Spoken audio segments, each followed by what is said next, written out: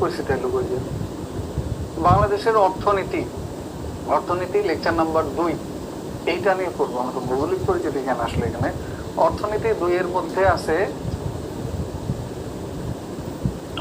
অনেকগুলো টপিক। এই টপিকগুলো নিয়ে আমরা কথাবার্তা বলবো। চলেন তাহলে শুরু করি। আর গতকালকে আমরা শেষ করেছিলাম কোথায়, এটা যদি একটু বলেন। যারা আছেন তারা কি আদৌ আছেন? যারা আছেন তারা কি আমার সাথেই আছেন?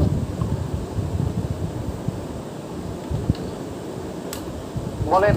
মাকসুদুল হাসান বলেন। আসসালামু আলাইকুম স্যার। ওয়ালাইকুম আসসালাম। জি বলেন। স্যার ভালো আসি ভালো, বলেন।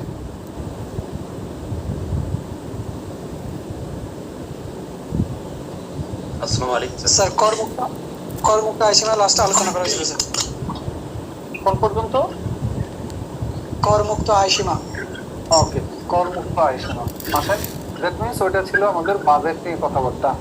বাজেট নিয়ে যে কথাবার্তা সেখানে আসেন জাতীয় আয় ব্যয়, এইটা নিয়েও আমরা গত ক্লাসে অলরেডি কথা বলে দিছি যে বাংলাদেশের উৎপাদন পদ্ধতি, আয় পদ্ধতি এবং ব্যয় পদ্ধতি এগুলো কিভাবে হিসাব নিকাশ করা হয়। এছাড়া আছে উৎপাদন পদ্ধতি কি, এইটা সম্পর্কে বলা আছে, এই আয় পদ্ধতি বলা আছে, ব্যয় পদ্ধতি বলা আছে। এগুলোর প্রয়োজন নেই। রাজস্ব নীতি, সরকারের আয়ের উৎস, সরকারি আয়, সরকারি ব্যয়, বার্ষিক উন্নয়ন কর্মসূচি, এইটা লাগবে। জাতীয় রাজস্ব আয় বা রাজস্ব সংক্রান্ত বিষয়গুলো যে দেখে থাকে সেটা হলো অর্থ মন্ত্রণালয় দেখে থাকে। এরপরে আর একটা আছে, আপনার দেখেন শেয়ার বাজার, এইটাকে দেখে থাকে SEC, securities and exchange commission. আর পঞ্চবার্ষিকী পরিকল্পনা, এইটা থাকে পরিকল্পনা কমিশনের নিয়ন্ত্রণে। আর বাংলাদেশ উন্নয়ন ফোরাম বা BDF, এটা আছে বিশ্ব ব্যাংকের নিয়ন্ত্রণে। আর জাতীয় রাজস্ব আয় বা রাজস্ব কমিশন, এটা আছে অর্থ মন্ত্রণালয়ের অধীনে। আর ট্যারিফ কমিশন যেটা, এটা আছে বাণিজ্য মন্ত্রণালয়ের অধীনে। স্পার্স সম্পর্কে আমরা আগেই পড়ছি, তো স্পার্স আর নতুন করে আর দেখা লাগবে না। এইটা দিয়ে পরীক্ষার প্রশ্ন আসছিল যে জাতীয় রাজস্ব আয় বা রাজস্ব সংক্রান্ত বিষয়গুলো দেখে কোন মন্ত্রণালয়? উত্তর, অর্থ মন্ত্রণালয় দেখে। ট্যারিফ কমিশন, এটা কাদের নিয়ন্ত্রণে? এটা আছে বাণিজ্য মন্ত্রণালয়ের অধীনে। শেয়ার বাজার, এটা নিয়ন্ত্রণ করে থাকে কোন সংস্থা? SEC বা সিকিউরিটিজ অ্যান্ড এক্সচেঞ্জ কমিশন, এটা একটা আলাদা স্বাধীন কমিশন। আর পঞ্চবার্ষিকী পরিকল্পনা, এটা দেখে পরিকল্পনা কমিশন। আর উন্নয়ন ফোরাম বা BDF, বাংলাদেশ ডেভেলপমেন্ট ফোরাম, এটার প্রধান সমন্বয়ক হলো বিশ্ব ব্যাংক। এছাড়া বার্ষিক উন্নয়ন কর্মসূচি, এটা নিয়ন্ত্রণ করে পরিকল্পনা মন্ত্রণালয়। আর PRSP, এটাও পরিকল্পনা মন্ত্রণালয়। PRSP মানে হলো poverty reduction strategy paper, PRSP, দারিদ্র বিমোচন কৌশলপত্র বা পভার্টি রিডাকশন স্ট্র্যাটেজি পেপার। আর আদমশুমারি, এইটা থাকে বাংলাদেশ পরিসংখ্যান ব্যুরোর দায়িত্বে। ওকে, এছাড়া আর এখানে প্রধানমন্ত্রীর কার্যালয়, বিনিয়োগ বোর্ড, দুর্নীতি দমন কমিশন, NGO বিষয়ক ব্যুরো, এগুলো সব প্রধানমন্ত্রীর সচিবালয়ের অধীনে আছে। এরপরে এখানে আসেন, এলে কি কি আছে দেখি। MDG অর্জনে অগ্রগতি লাগবে না, দারিদ্র পরিমাপ লাগবে না, দারিদ্র মানচিত্র লাগবে না, ব্রাক আশা। হ্যাঁ, ক্ষুদ্র ঋণ বিতরণে যে NGO গুলো কাজ করছে এদের মধ্যে সর্ববৃহৎ এবং এশিয়ার সর্ববৃহৎ NGO বা নন গভর্নমেন্ট অর্গানাইজেশন হলো এই ব্রাক। এটা জানতে হবে। আর জানতে হবে গ্রামীণ ব্যাংক নিয়ে আগে প্রশ্ন করতো, এখন আর করবে না, কারণ হলো গ্রামীণ ব্যাংক বর্তমানে আলোচনার বাইরে, out of the box. Next আসেন কর ব্যবস্থাপনা, এটা লাগবে না। আর করমুক্ত আয়সীমা, এটা ওই ক্লাসে বলে দিছিলাম। শুল্ক ব্যবস্থা যেটা আছে, শুল্ক ব্যবস্থার প্রয়োজন নাই। মূল্য সংযোজন কর, এটা সম্পর্কে ওই দিন কথা বলছিলাম। বাংলাদেশে রাজস্ব বা কর আছে 2 ধরনের। সরকারের আয়ের জন্য প্রধান উৎস হলো রাজস্ব, আর এছাড়া অনুদানের টাকা পয়সা আসলে এটা দিয়ে সরকার চলে। এই প্রধান উৎস যে রাজস্ব, এই রাজস্ব হয় বা কর বা রাজস্ব, এটা হয় 2 ধরনের। 2 ধরনের করের নাম কি? একটার নাম হলো প্রত্যক্ষ কর, একটার নাম হলো প্রত্যক্ষ কর, একটার নাম হলো পরোক্ষ কর। একটার নাম হলো প্রত্যক্ষ কর, একটার নাম হলো পরোক্ষ কর। কর হয় দুই ধরনের বা কর ব্যবস্থা হয় দুই ধরনের, একটা হলো প্রত্যক্ষ কর, একটা হলো পরোক্ষ কর।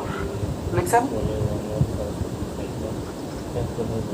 আর প্রত্যক্ষ কর কি? প্রত্যক্ষ কর হলো যেই করটার পরিবর্তে নাগরিকরা কোনো সেবা পেয়ে থাকে, আর পরোক্ষ কর হলো যেই করের পরিবর্তে নাগরিকরা কোনো সেবা পায় না কিন্তু করটা নাগরিকদের কাছ থেকে নিয়ে নেওয়া হয়। ওকে, তাহলে আসেন, প্রত্যক্ষ করের মধ্যে আছে এক নম্বরে আয়কর। এই আয়করের বদলে একজন নাগরিক বাংলাদেশ থেকে সুযোগ সুবিধা গ্রহণ করে থাকে। এই আয়করের পরিবর্তে একজন নাগরিক সুযোগ সুবিধা গ্রহণ করে থাকে রাষ্ট্র থেকে।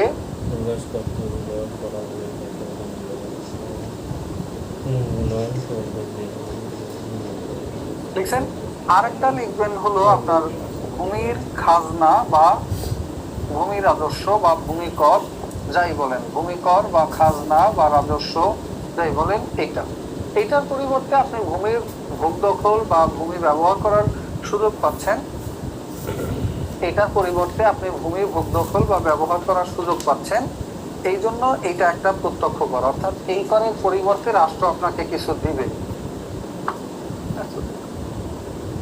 এইটার পরিবর্তে রাষ্ট্র আপনাকে কিছু দিবে, আর যার পরিবর্তে রাষ্ট্র আপনাকে কিছু দিবে না সেটা হলো পরোক্ষ কর। যেমন রাষ্ট্র দিবে না আপনাকে ভ্যাট বা ভ্যালু অ্যাডেড ট্যাক্সের বদলে কিছু দিবে না। ভ্যালু অ্যাডেড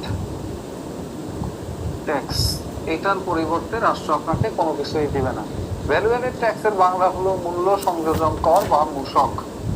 এই মূল্য সংযোজন করের পরিবর্তে রাষ্ট্র আপনাকে কিছুই দেয় না, এইটাকে বলা হয় পরোক্ষ কর, মূল্য সংযোজন কর। এটা আগে বাংলাদেশে চালু ছিল না, এটা বাংলাদেশে চালু হয় রিসেন্টলি 1991 সালে। এর আগ পর্যন্ত এটা বাংলাদেশে ছিল না। এটার ব্যবস্থাটা কেমন? আপনি ধরেন মোবাইলে টাকা ভরলেন, মোবাইলে 100 টাকা ভরলেন, এখন 100 টাকার কথা কিন্তু আপনি মোবাইলে বলতে পারবেন না। আপনার 100 টাকা থেকে 15 টাকা ট্যাক্স ভ্যাট আকারে যাবে, যেটা ভ্যালু অ্যাডেড ট্যাক্স, যেটার পরিবর্তে রাষ্ট্র আপনাকে কিছুই দিবে না, টাকাটা এমনি এমনি কেটে নিবে। এই যে টাকাটা কেটে নিবে এটা হলো পরোক্ষ কর, যেই করের বদলে কিছু পাবেন না। আর এই করের পার্সেন্টেজটা বাংলাদেশের সবচেয়ে বেশি, এবং এই করের পার্সেন্টেজটা হলো শতকরা 15% হারে এই ট্যাক্সটা কেটে নেওয়া হয়। অর্থাৎ 100 টাকায় 15 টাকা। যখন কোনো নাগরিক 100 টাকার কোনো জিনিস বা কোনো সেবা বা কোনো পণ্য ক্রয় করবে, সেইখান থেকে 15% এই ভ্যাট আকারে কেটে নেওয়া হবে। এই পর্যন্ত কথা। এরপরে আরেকটা পরোক্ষ কর হলো আবগারি শুল্ক। এটা খুবই গুরুত্বপূর্ণ, আবগারি শুল্ক। আবগারি শুল্কটা কি? আবগারি শুল্কটা হলো যেসব পণ্যে রাষ্ট্র নাগরিকদের নিরুৎসাহিত করতে চায় কিন্তু আয়ের কথা বিবেচনা করে সেই পণ্যগুলোর কমাতেও পারে না।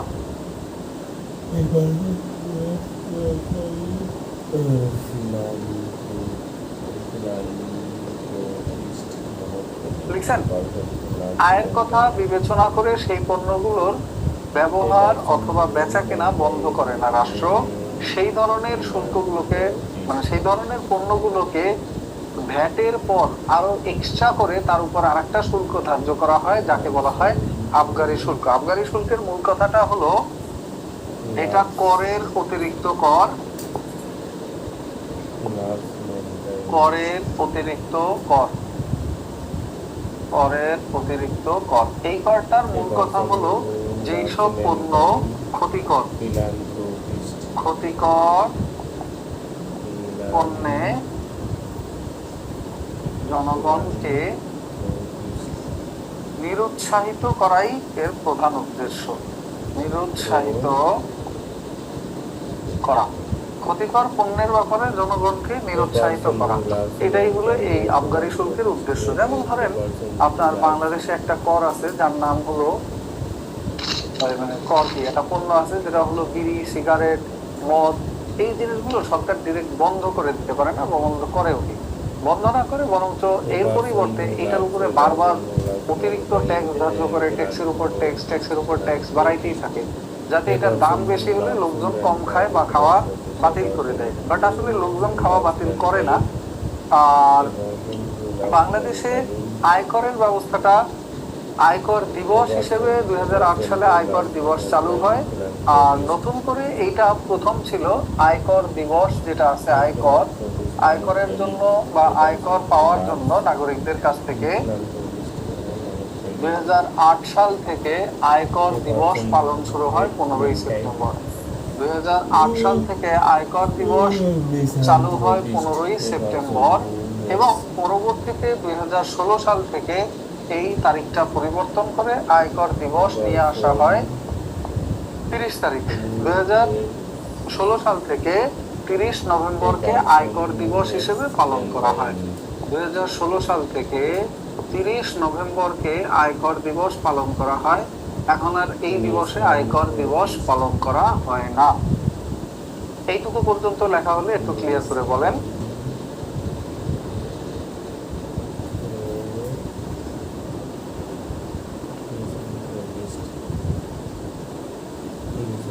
লিখছেন?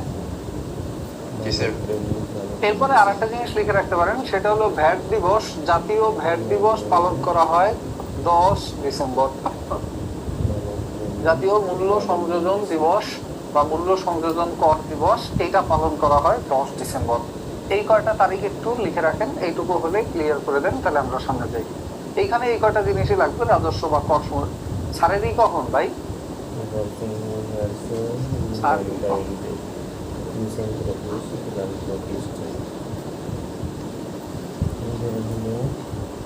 A person who cannot pay his debits.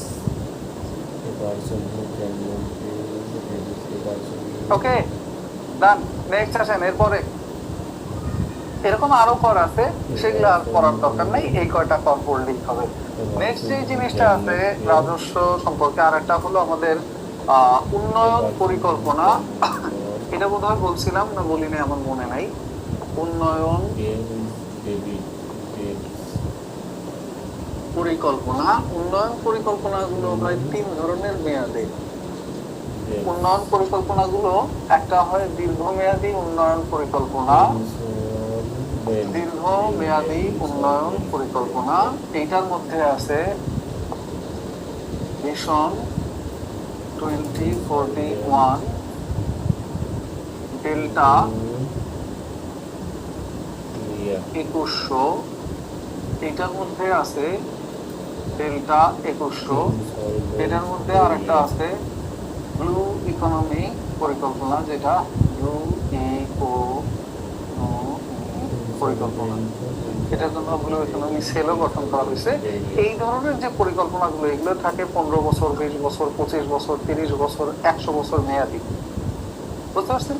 এই ধরনের পরিকল্পনাগুলো দীর্ঘমেয়াদী। যেমন 2000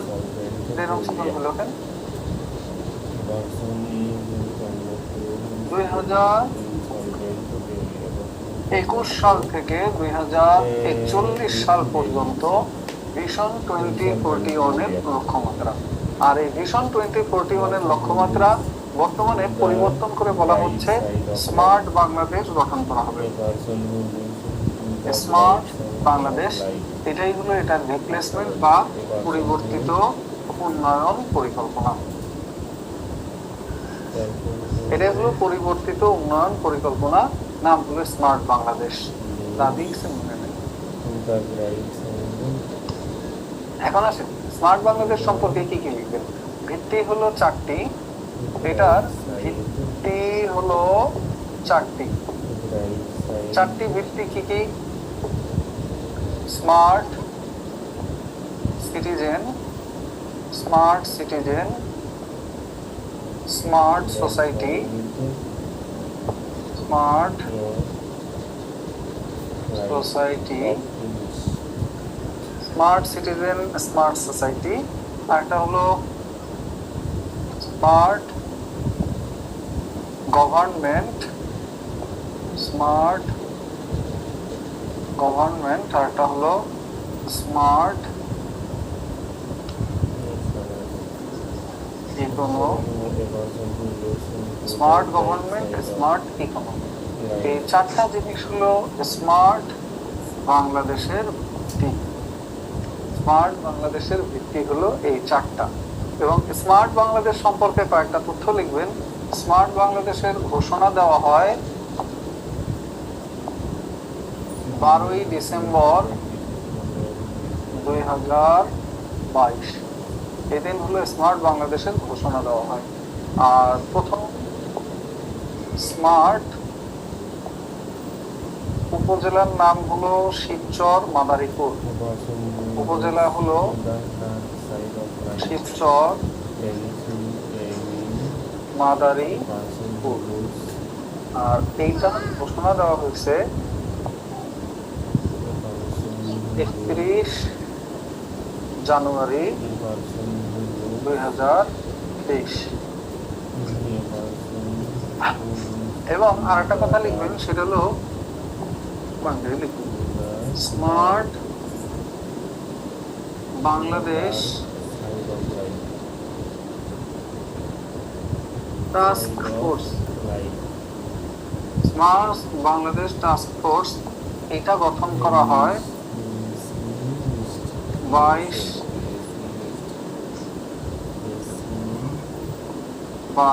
আগস্ট 20 আগস্ট 2022। 20 আগস্ট 2022 এই দিন গঠন করা হয় স্মার্ট বাংলাদেশ টাস্ক ফোর্স, যেটা প্রধান রাখা হয় মাননীয় প্রধানমন্ত্রীকে। মাননীয় প্রধানমন্ত্রীকে রাখা হয় স্মার্ট বাংলাদেশ টাস্ক ফোর্সের প্রধান বা সভাপতি। তাকে সভাপতি রেখে স্মার্ট বাংলাদেশ টাস্ক ফোর্স নামে একটা টাস্ক ফোর্স গঠন করা হয়। যে টাস্ক ফোর্সের মূল কাজটা হলো উন্নয়ন পরিকল্পনাটা বা এই স্মার্ট বাংলাদেশ পরিকল্পনাটা বাস্তবায়নে সরকারকে সহায়তা করা। এই পর্যন্ত ক্লিয়ার হলে বলেন, তাহলে আমরা আরেকটু সামনের দিকে যাই। স্মার্ট বাংলাদেশ টাস্ক ফোর্স বুঝি না, বোর্ডের থেকে একটু বাম পাশে একটু আসলে ভালো হবে। ওকে, ধন্যবাদ স্যার। আর একটা কথা লিখে রাখবেন, সেটা হলো প্রথম স্মার্ট জেলা ঘোষণা করা হয়েছে। প্রথম স্মার্ট জেলা আনুষ্ঠানিকভাবে ঘোষণা হয় নাই, বলা হয়েছে চট্টগ্রামকে।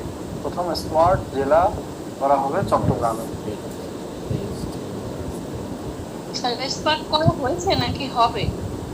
হয়েছে, বলা হয়েছে, কিন্তু অফিসিয়ালি কিছু বলা হয় না আর কি। বলা হয়েছে কিন্তু অফিসিয়ালি কোনো কিছু এখনো অ্যানাউন্সমেন্ট আসে নাই।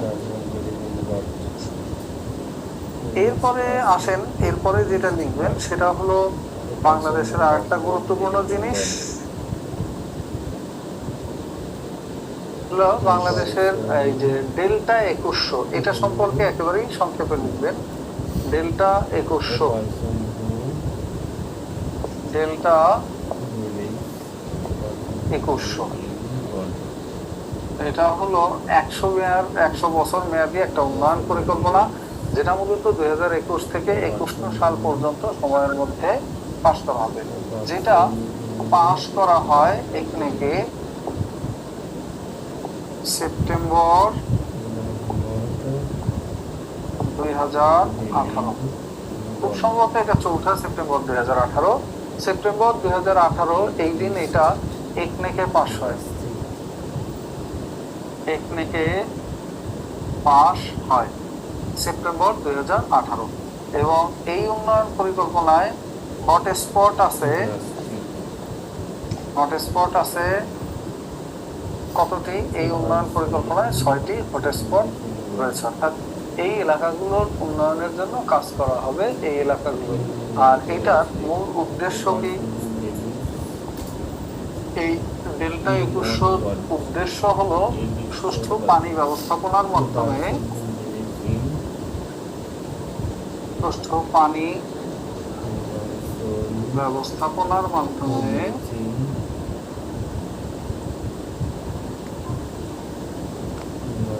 উন্নত ও সমৃদ্ধশালী ডেল্টা গড়ে বলে মনোইস্ট। আর ব্লু ইকোনমি ডিরেক্ট কোনো উন্নয়ন পরিকল্পনা এখনো গ্রহণ করা হয় নাই, জাস্ট এটা বলা হয়েছে যে ব্লু ইকোনমি বাংলাদেশের সবচেয়ে বড় সেক্টর, যেখান থেকে সবচেয়ে বেশি অর্থনীতি লাভবান হইতে পারে। তো ব্লু ইকোনমি জিনিসটা কি? ব্লু ইকোনমি, ব্লু বলতে সাগরকে বোঝায়, অর্থাৎ সাগরের রং তো ব্লু। তো এই সাগরের সাথে জড়িত যে অর্থনীতি বা সাগর থেকে যে অর্থনৈতিক কর্মকাণ্ড বা কার্যক্রম চলে, সাগরের সাথে জড়িত যে অর্থনৈতিক কর্মকাণ্ড বা কার্যক্রমগুলো চলে, এইটাকে বলা হয় ব্লু ইকোনমি, বা এটা ব্লু ইকোনমির একটা অংশ। এবং ব্লু ইকোনমির ধারণা প্রথম দেন এখানে একটু লেখেন যে ডেল্টা পরিকল্পনায় সহায়তা প্রদান করবে বা কারিগরি সহায়তা প্রদান করবে নেদারল্যান্ডস।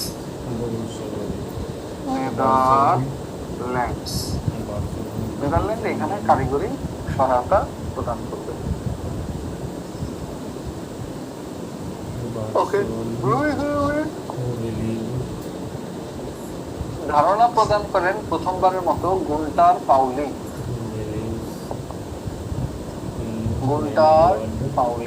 তিনি বলেন ব্লু ইকোনমি থেকে 100 মিলিয়ন কর্মসংস্থান সৃষ্টি করার সুযোগ আছে, ইত্যাদি ইত্যাদি অনেকগুলো কথা উনি বলছেন। তো ব্লু ইকোনমির জাস্ট যেটা জেনে রাখবেন সেটা হলো ব্লু ইকোনমির উপাদানগুলো কি কি। ব্লু ইকোনমির উপাদানের মধ্যে অন্যতম আছে জাহাজ নির্মাণ শিল্প। হ্যাঁ বলেন। গুলটার পাটুলি হবে নাকি? গুন্টার পাউলি, জাহাজ ভাঙা শিল্প, জাহাজ নির্মাণ শিল্প। একটা হলো জাহাজ নির্মাণ শিল্প, একটা হলো জাহাজ ভাঙা শিল্প। আর এটার সাথে আছে পর্যটন, এটার সাথে আছে পর্যটন শিল্প, এইখানে আছে পরিবহন ব্যবস্থা, এখানে আছে মৎস্য সম্পদ, এখানে আছে খনিজ সম্পদ, ইত্যাদি ইত্যাদি। ওকে, মৎস্য সম্পদ আছে, খনিজ সম্পদ আছে, এগুলো সব এইখানের সাথে সম্পৃক্ত। এইখানে যা লিখবেন জাহাজ নির্মাণ শিল্প সম্পর্কে লিখবেন। বাংলাদেশ জাহাজ নির্মাণ শিল্পে প্রথম আসে 2008 সালে। প্রথম বাংলাদেশ জাহাজ নির্মাণ করে, যার নাম হলো স্টেলা মেরিস। এই স্টেলা মেরিস নামক জাহাজটা বাংলাদেশ ডেনমার্কে রপ্তানি করে। জাহাজ ভাঙা শিল্প সম্পর্কে লিখবেন। বিশ্বে বর্তমানে জাহাজ ভাঙা শিল্পে বিশ্বে বাংলাদেশের অবস্থান প্রথম। জাহাজ ভাঙা শিল্পে এই পুরাতন জাহাজের জিনিসপত্র ভেঙে চুরে এটা দিয়ে তারা অনেক কিছু বানায়। নেক্সট আসেন, পর্যটন শিল্পের প্রায় 6% জিডিপিতে অবদান রাখে। জিডিপিতে 6% অবদান রাখে এই পর্যটন শিল্প। পর্যটন শিল্প উন্নয়নে কাজ করে যাচ্ছে সরকার। পরিবহন ব্যবস্থাও বাংলাদেশের অধিকাংশ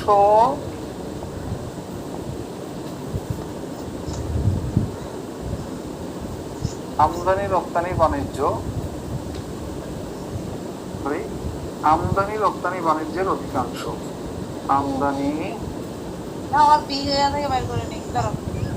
আমদানি রপ্তানি বাণিজ্যের অধিকাংশ।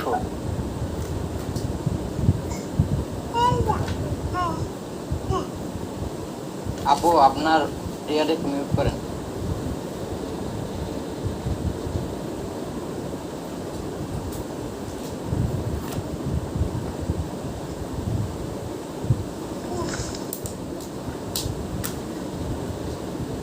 স্যার আপনার কথা শোনা যাচ্ছে না। স্যার শোনা যাচ্ছে না স্যার আপনাকে। মিউট বোধহয় আমি নিজেই হয়ে গেছি আপনাদেরকে আনমিউট করতে গিয়ে। আসেন, সামুদ্রিক মৎস্য উৎপাদনে বিশ্বে বাংলাদেশের অবস্থান হলো 25তম। এটাকে আরো উপরে তোলার সুযোগ আছে। বাংলাদেশের খনিজ সম্পদের সম্পর্কে লিখবেন, বঙ্গোপসাগরে খনিজ সম্পদ আহরণের জন্য পুরো বঙ্গোপসাগরকে 26টি ব্লকে বিভক্ত করা হয়েছে। 26টি ব্লকে বিভক্ত করা হয়েছে, যার মধ্যে 15টি অগভীর সমুদ্র প্লাস 11টি গভীর সমুদ্র। এছাড়াও সমুদ্র থেকে আসে পুষ্টি উপাদান ইত্যাদি ইত্যাদি। তো এইগুলো সামুদ্রিক মৎস্য উৎপাদন এটা কি 25তম? 25তম। তার এই যে পরিবহন ব্যবস্থা, এটা কি বলেন? আমদানি রপ্তানি বাণিজ্যের অধিকাংশ মানে আমদানি রপ্তানি বাণিজ্যের অধিকাংশ সমুদ্রের মাধ্যমে করা হয়।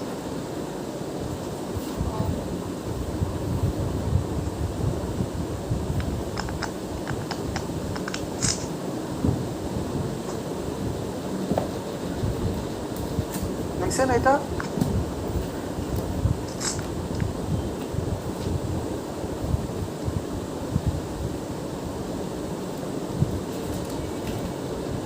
স্যার গভীর আর অগভীরটা একটু যদি বলতেন।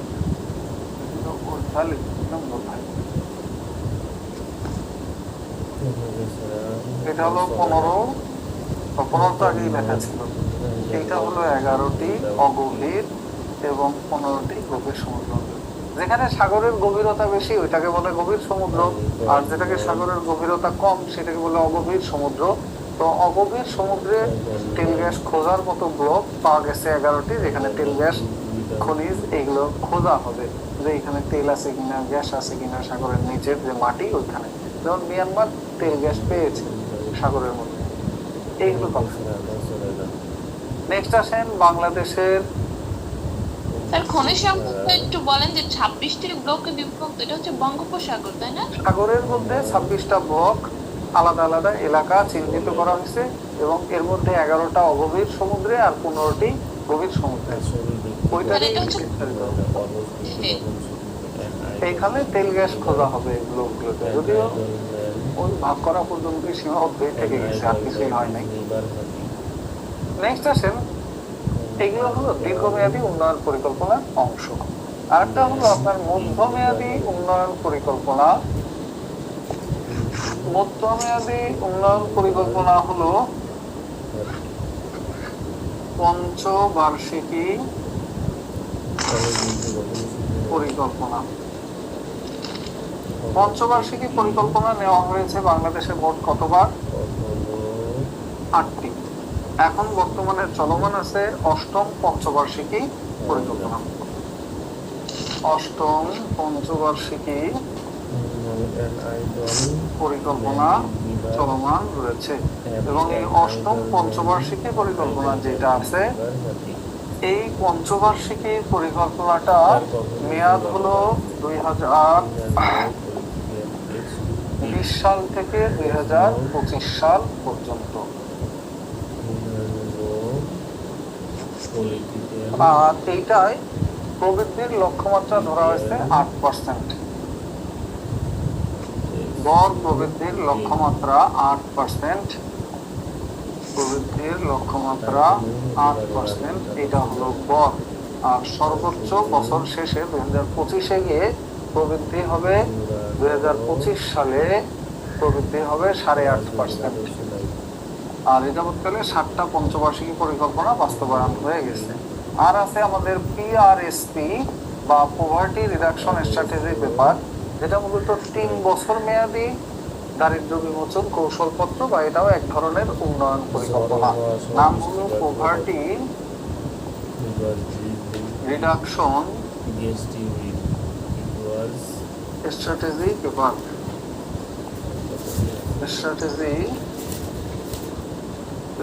পভার্টি রিডাকশন স্ট্র্যাটেজি পেপার, বা বাংলা বললে এটাকে বাংলায় বলা হবে দারিদ্র বিমোচন কৌশল কৌশলপত্র, দারিদ্র বিমোচন কৌশলপত্র।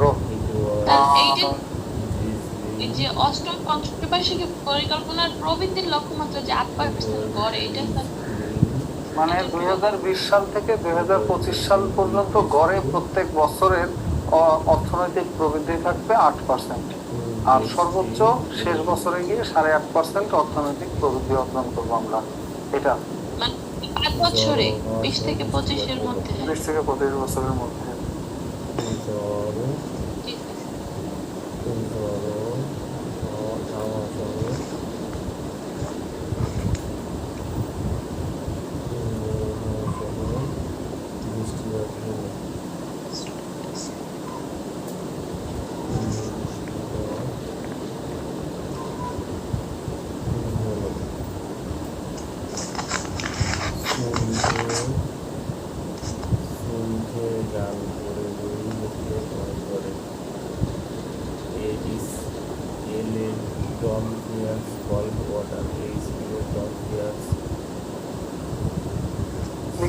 নেক্সট আসেন পিআরএসপি। এটা হলো দুইটা পিআরএসপি যাবৎকালে গৃহীত হয়েছে। একটা হলো 2005 থেকে 2008 পর্যন্ত, আরেকটা হলো 2008 থেকে 2011 সাল পর্যন্ত।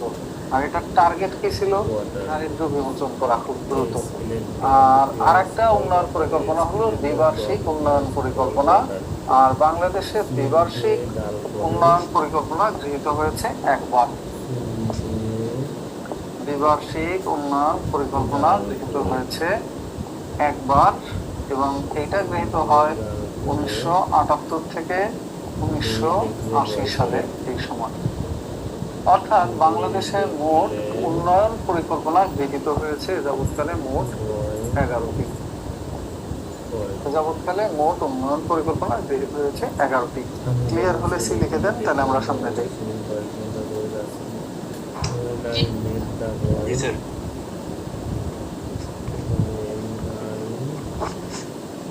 আর 11টি কি বললেন পাশে আর একটু বলেন। এই যে 8টা, এই যে 2টা, এই যে 1টা, এই 3টা মিলে হয় 11টা। এই 11টা উন্নয়ন পরিকল্পনা যাবৎকালে বাংলাদেশে গৃহীত হয়েছে। জি। মধ্যমেয়াদী তার মধ্যমেয়াদী এ যাবৎকাল 11টি পরিকল্পনা গৃহীত হয়েছে। নেক্সট আসেন পরের যেটা লিখবেন, সেটা হলো আমাদের স্বল্পমেয়াদী উন্নয়ন পরিকল্পনা বলা হয় বাজেটকে। এবং বাজেটের মধ্যে যে উন্নয়ন পরিকল্পনা থাকে তার মধ্যে একটা হলো এডিপি। এডিপির পূর্ণরূপ হলো অ্যানুয়াল ডেভেলপমেন্ট প্রোগ্রাম।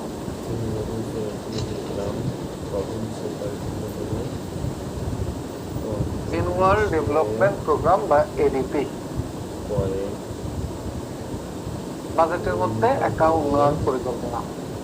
এটা স্বল্প সময়ের জন্য গৃহীত হয়। 1 বছর মেয়াদী যে উন্নয়ন পরিকল্পনা বা 1 বছর মেয়াদী যে কার্যক্রম হবে এগুলো সম্পর্কে এখানে উল্লেখ রয়েছে। ওকে, আর এরকম আরো ছোট ছোট পরিকল্পনা সরকার গ্রহণ করে থাকে। এই গেল আমাদের অর্থনীতি সম্পর্কে কথাবার্তা। আর শেয়ার বাজার সম্পর্কে বলছিলাম আগের দিন। এনিওয়ান শেয়ার বাজার সম্পর্কে কথা হয়েছিল আগের দিন? না স্যার, শেয়ার বাজার সম্পর্কে কথা বলি। ওটা একটু নিচে নামান, উপরে লিখে নিন। উপরে আর কিছুই নেই। বাজেট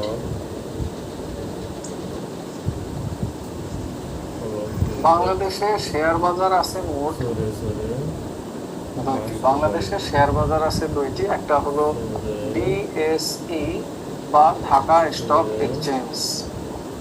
ঢাকা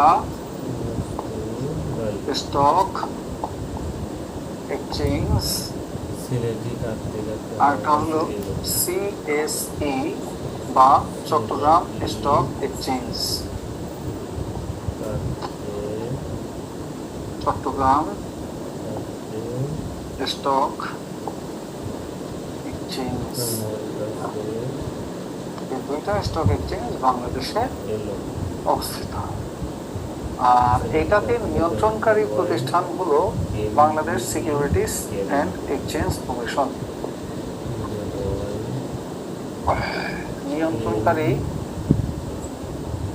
নিয়ন্ত্রণ করে থাকে বিএসইসি বা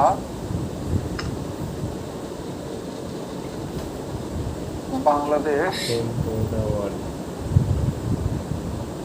সিকিউরিটিজ অ্যান্ড এক্সচেঞ্জ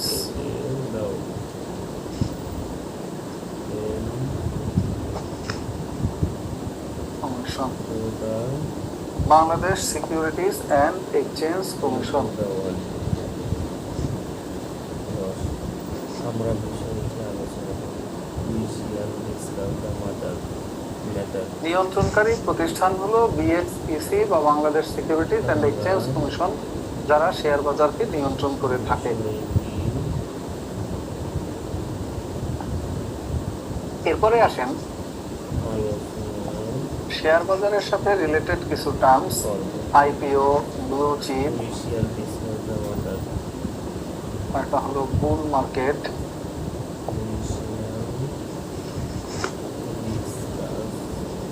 ইত্যাদি। তো আইপিও মানে কি? Initial public offerings. Initial public offerings কি? কোনো কোম্পানি যখন তাদের লভ্যাংশ কি মালিকানার অংশ বাজারে ছাড়তে চায়। ধরেন একটা কোম্পানির শেয়ারের দাম আছে 1 লাখ টাকা, কোম্পানির দাম তো ধরেন 1000 কোটি টাকা বা 100 কোটি টাকা, এইটাকে 100 বা 1000 বা 10,000 ভাগে ভাঙলো, ভেঙে প্রত্যেকটা ভাগের দাম পড়লো 1 লাখ টাকা। এখন যেই 1 লাখ টাকার একটা শেয়ার কিনলো সেই কোম্পানির একজন অংশীদার।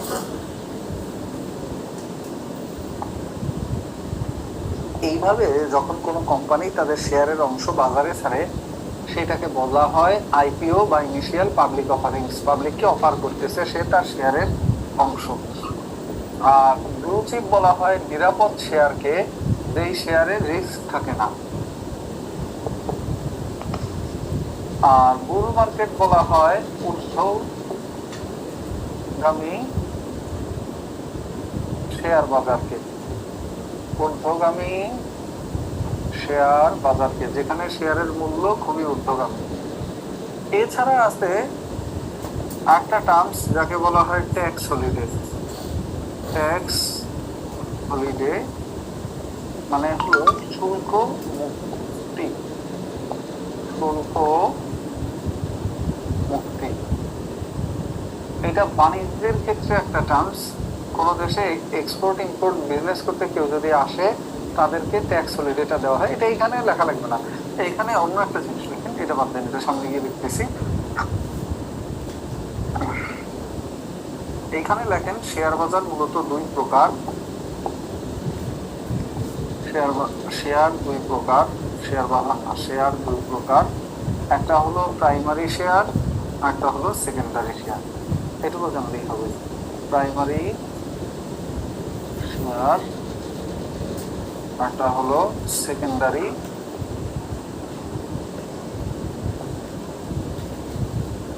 একটা হলো প্রাইমারি শেয়ার, একটা হলো সেকেন্ডারি শেয়ার।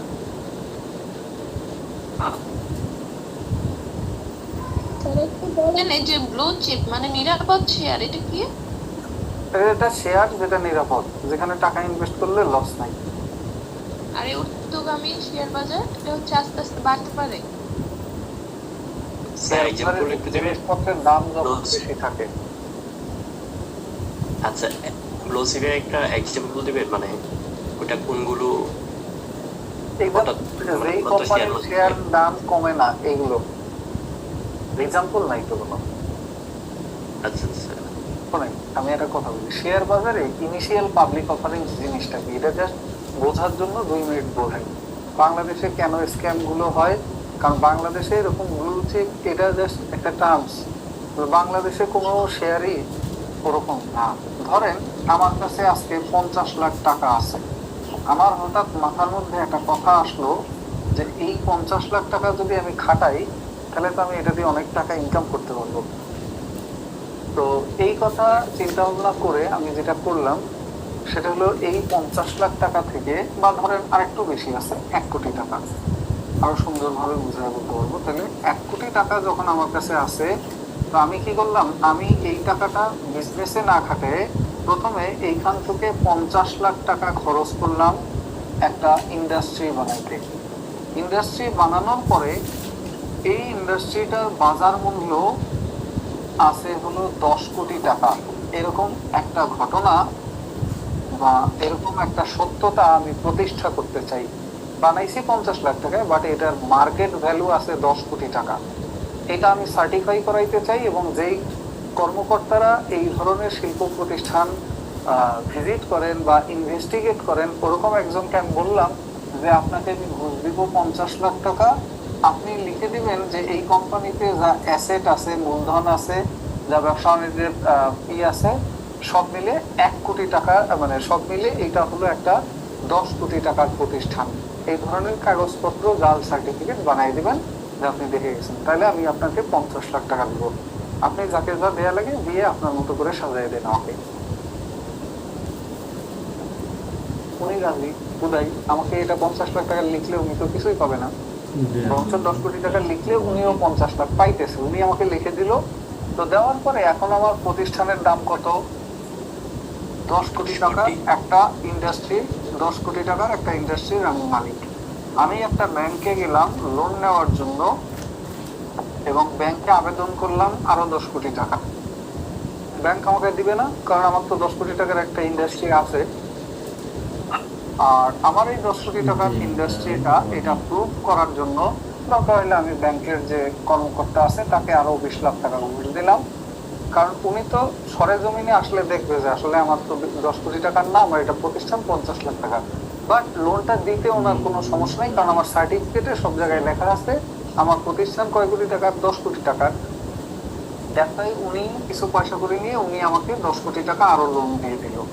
দেওয়ার ফলে এখন আমার টোটাল অ্যাসেট হলো, আমার প্রতিষ্ঠান আছে 10 কোটি টাকার, এবং আরো 10 কোটি টাকা এটার সাথে যোগ হয়েছে। এবং এইটা কাগজ কলমে সবাই জানে যে আমি ইন্ডাস্ট্রিতে খাটাইছি। ফলে এখন আমার ইন্ডাস্ট্রির নিট অ্যাসেট হলো 20 কোটি টাকা। আমার এই ইন্ডাস্ট্রির এখন নিট অ্যাসেট 20 কোটি টাকা। এখন আমি পাবলিককে বললাম যে এত বড় একটা ইন্ডাস্ট্রি, আমি এটা দিয়ে যা লাভ পাই, কিছু জনসেবা করতে চাই। আপনারা যারা বিদ্যাবাড়ির রেস্টুরেন্ট আছেন, আসেন, ফ্রিতে যার যা পয়সা করে জমানো আছে, 1 লাখ টাকা করে, 2 লাখ টাকা করে, 1টা 2টা 5টা যে যা পারেন শেয়ার কিনেন। না, কারণ এটা বছর শেষে নিশ্চিত লাভ হবে, এবং এটা অনেক বড় একটা প্রতিষ্ঠান যাবে, অনেক বড় টার্নওভার আসবে। আর আমি এইখানে 50% শেয়ার মার্কেটে বেচে দিব। তো যারা লোভী লোকজন আছে তারা ভাবে যে হ্যাঁ ঠিক আছে, তাহলে তো কেনা দরকার। তো 50% শেয়ার মানে 10 কোটি টাকার শেয়ার আমি মার্কেটে বেচলাম। এই 10 কোটি টাকার শেয়ারকে 100টা বা 1000টা ভাগে ভাঙলাম। এক এক ভাগের যা দাম পড়ে ওই দাম হলো একটা শেয়ারের। তখন আপনি শেয়ার কিনলেন, আমি এটা মার্কেটে ছেড়ে দেওয়ার পর। আর এই মার্কেটে শেয়ার ছাড়াকে বলা হয় আইপিও বা ইনিশিয়াল পাবলিক অফারিংস। আমি এটা যখন পাবলিককে অফার করলাম যে আসেন আমার কোম্পানির শেয়ার বা অংশীদার হন, এবং এটার জন্য এক একটা শেয়ারের দাম এত, আপনি কত পার্সেন্ট অংশীদার হবেন আপনার হাতে, আমি 50% মার্কেটে উন্মুক্ত রাখলাম। তো আপনারা 10 কোটি টাকার শেয়ার কিনে ফেললেন। এর মানে কি 10 কোটি টাকার অ্যাসেট এখান থেকে কমে গেল না, বরঞ্চ এখানে যা প্রতিষ্ঠানে ছিল ওইটাই আছে, সাথে আমি 10 কোটি টাকা মার্কেট থেকে কালেক্ট করলাম। আপনারা যখন কিনলেন তখন আমার কাছে আরো 10 কোটি টাকা যোগ হলো।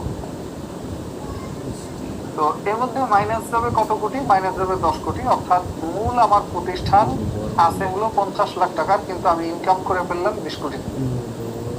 খেলাটা বুঝছেন শেয়ার বাজারের?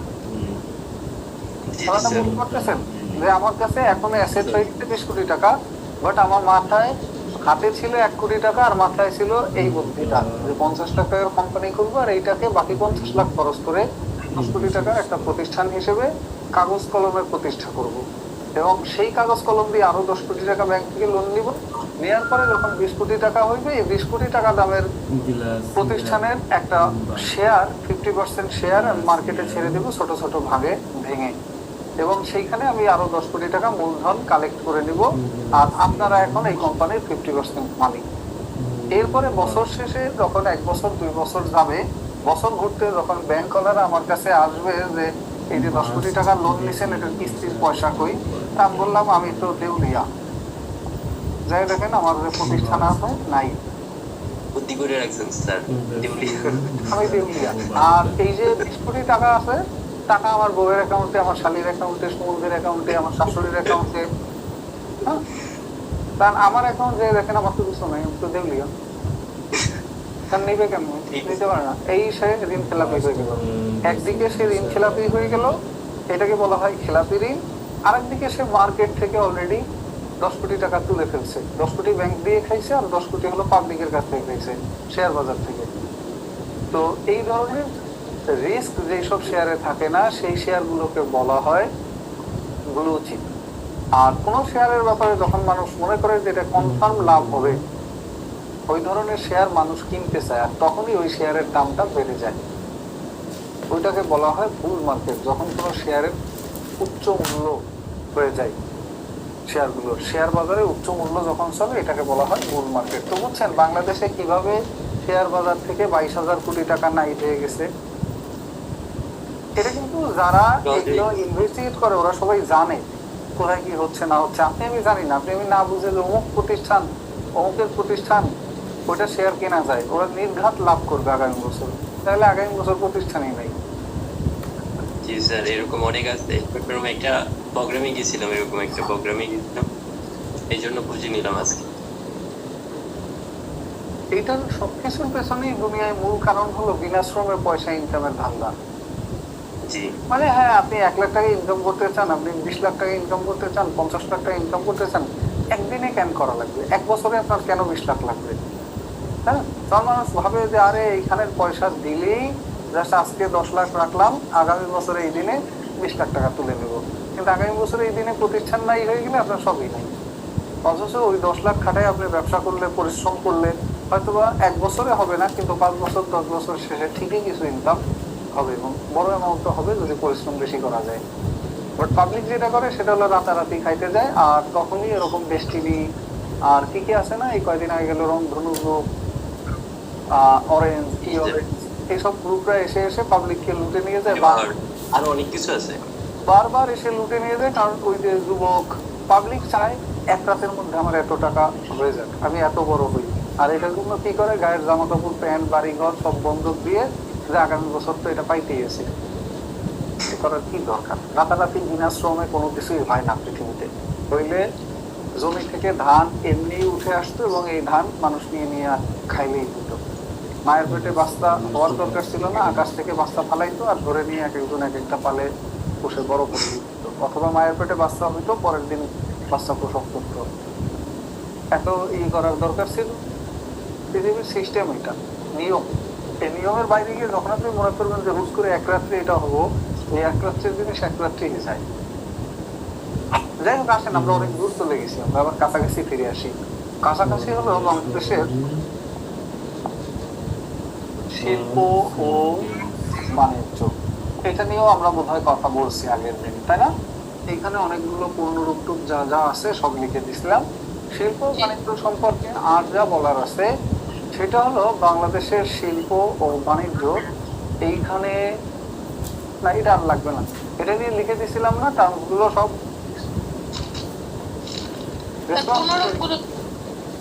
হ্যাঁ, পূর্ণরূপ গুলো হলেই হবে, কারণ এইখানে 44তম BCS দেখেন প্রিলিমিনারি পরীক্ষা আসছিল যে BSTI এর পূর্ণরূপ কি, ওইটাই অনেকজন ভুল করে আসছে। ওইখানে ওরকম আসতে পারে OMS বা ওপেন মার্কেট সেল, এখানে ওরকম আসতে পারে TCB বা ট্রেডিং কর্পোরেশন অফ বাংলাদেশ, যারা খোলা বাজারে পণ্য বিক্রি করে, এই সব জিনিসগুলো। আর এই অর্থনীতি রিলেটেড এই টার্মগুলো ছাড়া এখানে এই অধ্যায়টায় আপনাদের আর যেটা আছে সেটা আছে জাতির জনক এবং বঙ্গবন্ধু শেখ মুজিবুর রহমান এবং মাননীয় প্রধানমন্ত্রী শেখ হাসিনার সম্পর্কে গুরুত্বপূর্ণ কিছু তথ্য। এই 2 জন ব্যক্তিত্ব সম্পর্কে লিখে নিতে হবে। প্রথম হলেন, আচ্ছা এর আগে আরেকটা জিনিস লিখে নেন, জাতীয় পেনশন স্কিম। জাতীয় পেনশন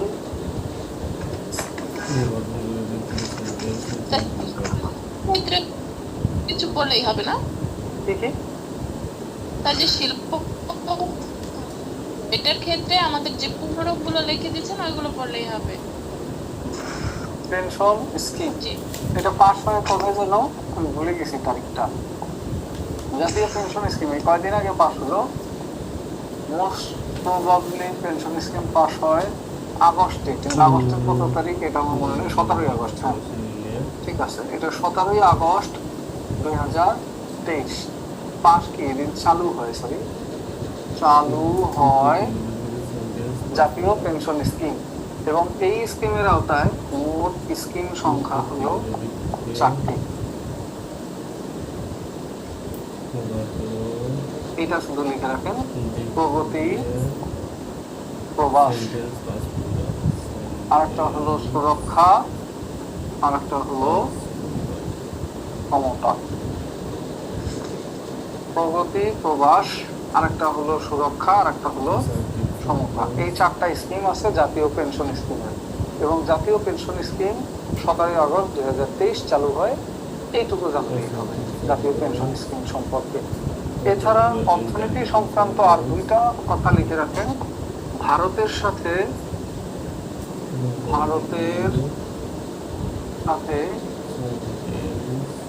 রুপিতে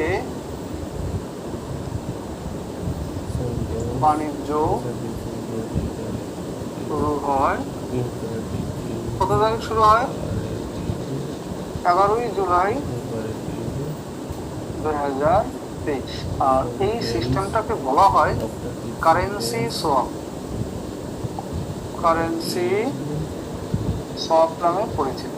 কারেন্সি সোয়াপ জিনিসটা কি? কারেন্সি সোয়াপটা হলো যখন দুই দেশ নিজেদের লাভের জন্য বা বৈদেশিক মুদ্রার রিজার্ভ ধরে রাখার জন্য ডলারের পরিবর্তে, যেটাকে বলা হয় হার্ড কারেন্সি, এর পরিবর্তে কোনো সফট কারেন্সি বা নিজস্ব কোনো মুদ্রা দুই দেশের মধ্যে বিনিময়ের মাধ্যম হিসেবে বেছে নেয়, এটাকে বলা হয় কারেন্সি সোয়াপ। অর্থাৎ মূল যেটা দিয়ে বাণিজ্য হয়, বিশ্ব বাণিজ্য, সেটাকে পাশ কাটিয়ে নিজেদের মধ্যে অন্য আরেকটা কারেন্সি বা আরেকটা মুদ্রা দিয়ে আমদানি রপ্তানি বাণিজ্য পরিচালনা করা। এবং ভারতের সাথে বাংলাদেশ এই কারেন্সি সোয়াপের মাধ্যমে রুপিতে লেনদেন শুরু করেছে 11ই জুলাই 2023 থেকে।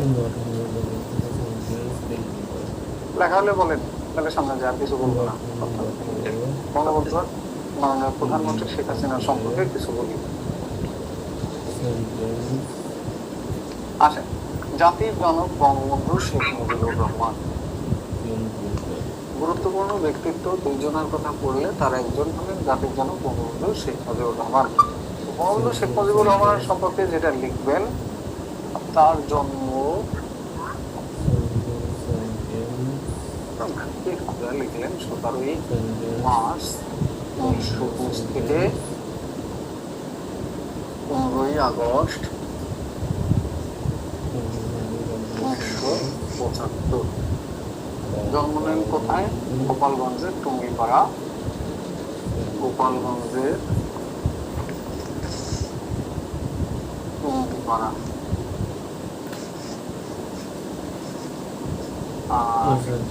তিনি যেই নদীর তীরে বেড়ে ওঠেন বা যেই নদীর তীরে জন্মগ্রহণ করেন, সেইখানে নদীটার নাম হলো বাইগার নদী। নদীটার নাম হলো বাইগার নদী।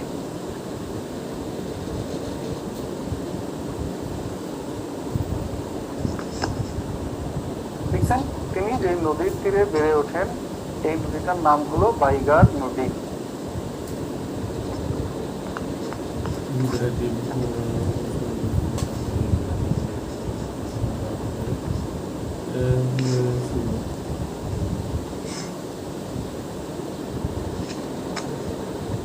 লিখে ফেলছেন? নেক্সট আসেন, বঙ্গবন্ধুর পিতার নাম শেখ লুৎফর রহমান, মাতার নাম সায়রা খাতুন। পিতার নাম শেখ লুৎফর রহমান, মাতা হলো সায়রা খাতুন। সায়রা খাতুন। তার শিক্ষা জীবন শুরু হয় শিক্ষা জীবন শুরু হয় প্রশ্ন হলো 1927 সালে গিমাডাঙ্গা সরকারি প্রাথমিক বিদ্যালয় থেকে। গিমাডাঙ্গা সরকারি প্রাথমিক বিদ্যালয়, গিমাডাঙ্গা সরকারি প্রাথমিক বিদ্যালয়ে তিনি তার শিক্ষা জীবন শুরু করেন। এবং তার শিক্ষা জীবন ছাড়া আর একটা যেটা লিখবেন সেটা হলো রাজনৈতিক জীবন। তিনি বিবাহ করেন সাল 1933 বেগম ফজিলাতুন্নেসা, যার ডাক নাম ছিল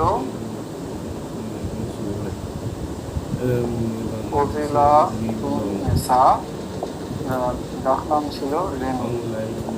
বঙ্গমাতা ফজিলাতুন্নেসা মুজিব ওনাকে বিবাহ করেন 1933 সালে।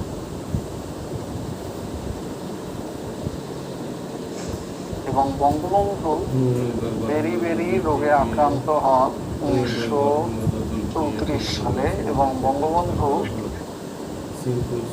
গ্লুকোমা রোগে আক্রান্ত হন, গ্লুকোমা রোগে আক্রান্ত হন 1936 এবং বঙ্গবন্ধু প্রথম কারাবরণ করেন সাল 1938। তবে এটা ছিল বঙ্গবন্ধুর ব্যক্তিগত কারণে।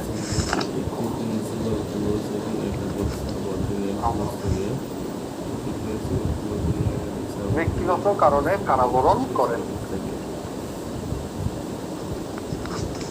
এছাড়া বঙ্গবন্ধু শেখ মুজিবুর রহমান সম্পর্কে লিখবেন, তিনি মেট্রিক পাস করেন, এন্ট্রান্স এক্সাম বলে, মেট্রিক পাস করেন সাল 1942।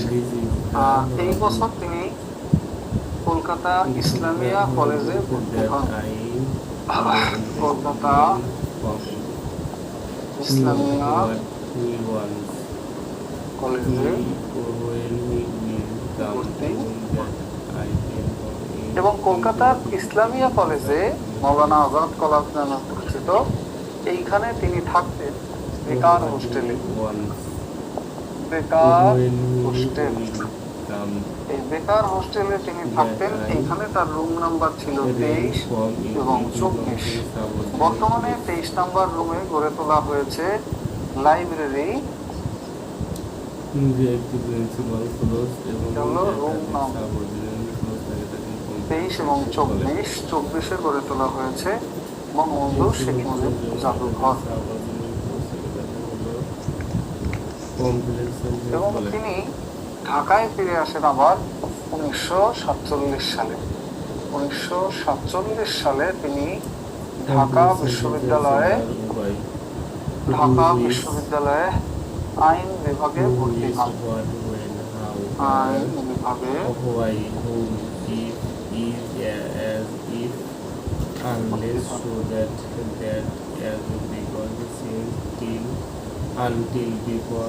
স্যার রুম নাম্বার 23 ও 24। লাইব্রেরিয়ার জাদুঘর। করা হয় সকল সাংবাদিকের একটি কমপ্লেক্স সেন্টেন্স।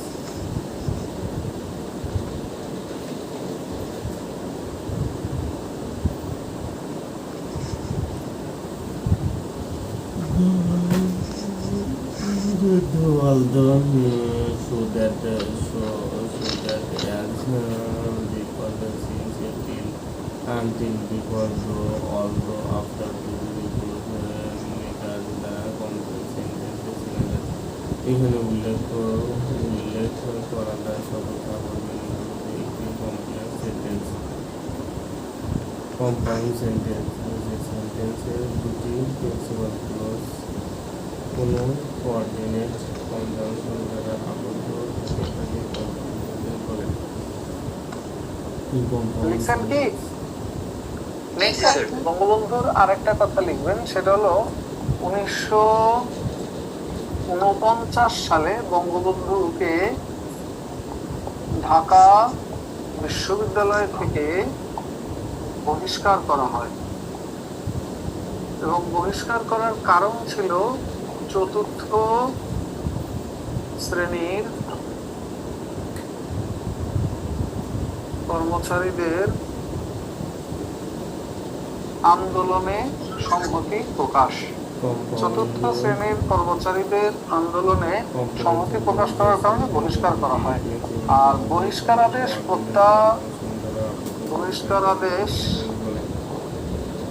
প্রত্যাহার করা হয় 14ই আগস্ট 2010।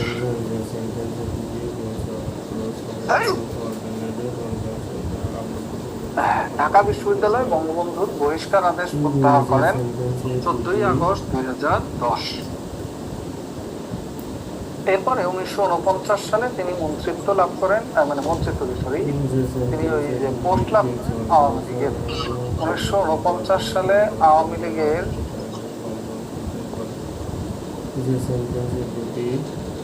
যুগ্ম সম্পাদক নির্বাচিত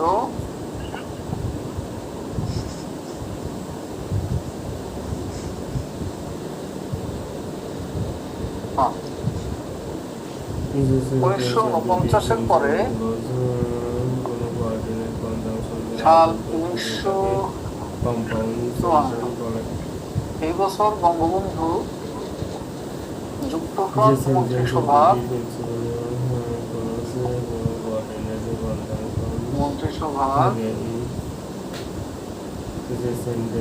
কৃষি বন সমবায় ও পল্লী উন্নয়ন মন্ত্রী নির্বাচিত হন এবং সাল 1956 সালে বঙ্গবন্ধু দ্বিতীয়বারের মতো আতাউর রহমানের মন্ত্রিসভায়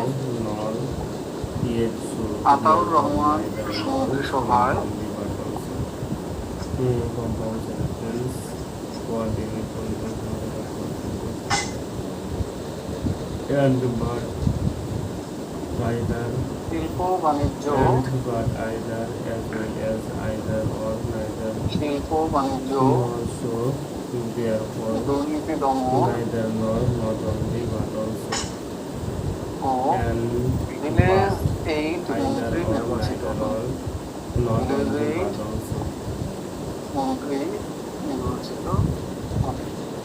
সাল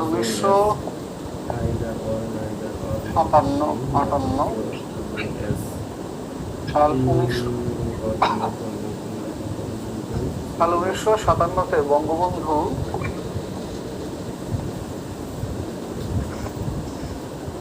চা বোর্ডের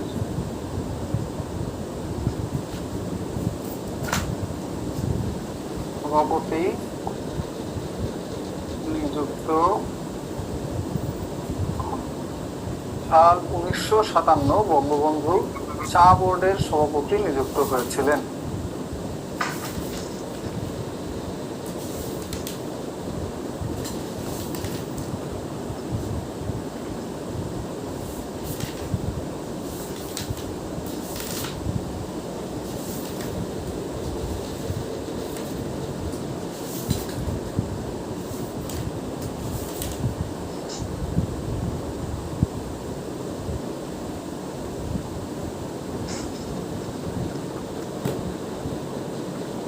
দেখছেন কি?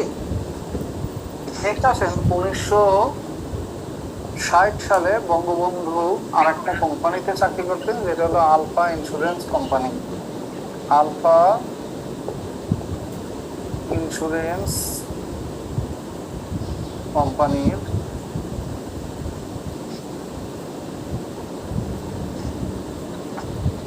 ম্যানেজার নিযুক্ত হন। আলফা ইন্স্যুরেন্স কোম্পানির ম্যানেজার নিযুক্ত হন।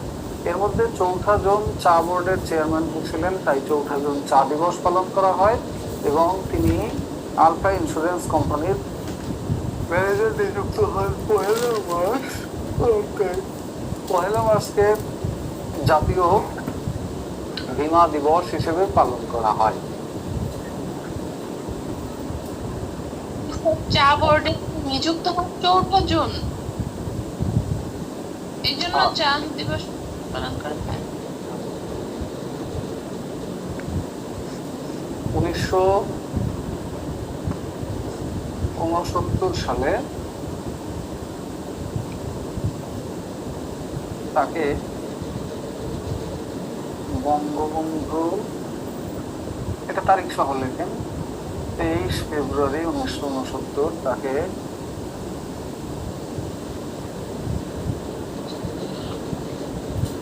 বঙ্গবন্ধু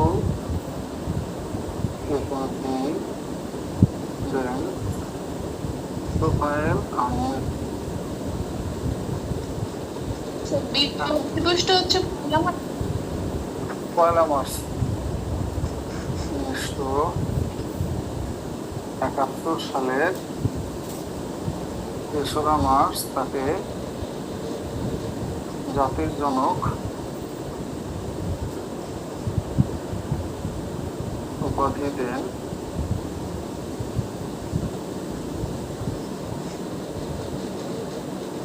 আসম আব্দুর রব। তাকে জাতির জনক উপাধি দেন আসম আব্দুর রব। তিনি ছিলেন ডাকসুর ভিপি। এছাড়া 1971 সালের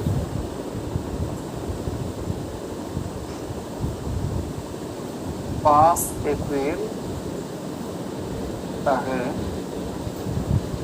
পোয়েট অফ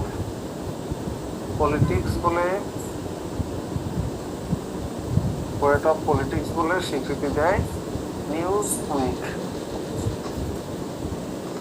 নিউজ উইকের একজন সাংবাদিক ছিলেন লোরেন জেঙ্কিস, যিনি এই উপাধিটা দেন। এছাড়া বঙ্গবন্ধু 1972 সালের 10 অক্টোবর লাভ করেন হলো দলীয় কুড়ি পদক। দলীয় কুড়ি পদক লাভ করেন এবং 1973 সালের 23 মে দলীয় কুড়ি পদক গ্রহণ করেন। দলীয় কুড়ি পদক গ্রহণ করেন।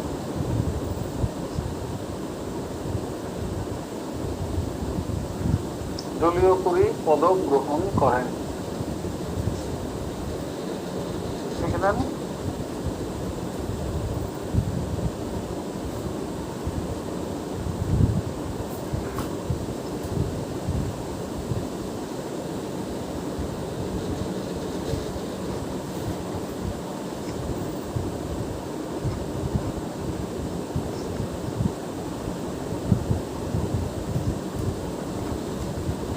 লিখছেন? এরপর বঙ্গবন্ধুর সম্মেলনে যোগদান, এটা 3টা সম্মেলন সম্পর্কে আমরা লিখব। একটা হলো 1973 সালের 5 থেকে 9 সেপ্টেম্বর বঙ্গবন্ধু নেম সম্মেলনে যোগদান করেন। নন অ্যালাইনমেন্ট মুভমেন্ট নেম সম্মেলনে যোগদান করেন এবং 1974 সালে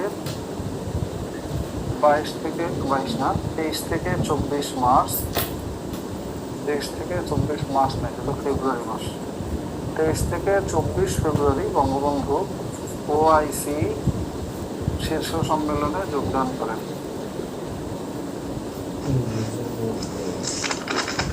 ওআইসি শীর্ষ সম্মেলনে যোগদান করেন এবং সাল 1975, এই সময় বঙ্গবন্ধু শেখ মুজিবুর রহমান 25শে সেপ্টেম্বর জাতিসংঘে বাংলায় ভাষণ দেন। জাতিসংঘের সাধারণ পরিষদে সঙ্গে সাধারণ পরিষদে বাংলায় ভাষণ দেন। এইবার চলেন বঙ্গবন্ধুর বই পুস্তক নিয়ে কথা বলি। লোকজন কমে গেছে, কারণ কি? বাদ দিয়ে দিব, থাকবে? হ্যাঁ স্যার চলো। চলুন স্যার। লোকজন যে কমে যায়, কেউ কিছুই বলে যায় না। অনেকেই পরে চলো স্যার। সেটা তো লেখে যাবে। সব ক্লাসে এখানে ইয়ারে কোনো সমস্যা হলে সেটা তো লিখে যাবে, তাই না? আমি না অনেকবার বলছি, আজকে তো আপনাদের শেষ ক্লাস।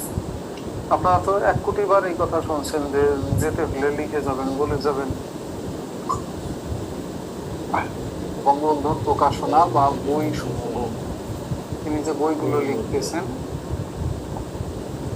তো ভালো কথা। ওইখানে কারাবরণের জায়গায় আরেকটা জিনিস লিখে রাখেন যে বঙ্গবন্ধু প্রথম রাজনৈতিক কারণে কারাবরণ করেন 1948 সালের 11ই মার্চ। রাজনৈতিক কারণে প্রথম কারাবরণ করেন 1948 সালের 11ই মার্চ। আর বঙ্গবন্ধুর মোট কারাবরণ করেন 4682 দিন। স্যার কত মার্চ? 11ই মার্চ। আর বঙ্গবন্ধু মোট কারাবরণ করেন 4682 দিন। বঙ্গবন্ধু কারাবরণ করেন 4682 দিন।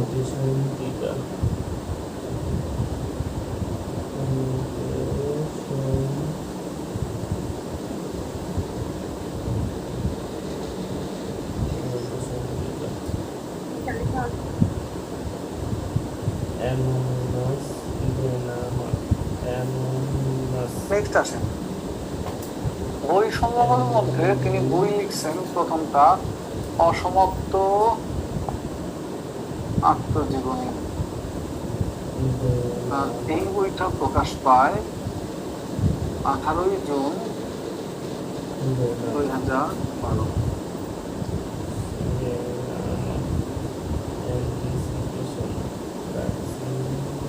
18ই জুন 2012 তার এই বইটা প্রকাশ পায়, যেটার নাম হলো অসমাপ্ত আত্মজীবনী। এবং এই বইয়ের ভূমিকা লেখেন মাননীয় প্রধানমন্ত্রী শেখ হাসিনা। এই বইয়ের ভূমিকা লেখেন মাননীয় প্রধানমন্ত্রী শেখ হাসিনা। এবং এই বইয়ে আছে বঙ্গবন্ধুর বাল্যকাল থেকে 1955 সাল পর্যন্ত সময়ের ইতিহাস। এবং এই বইয়ের ইংরেজি অনুবাদ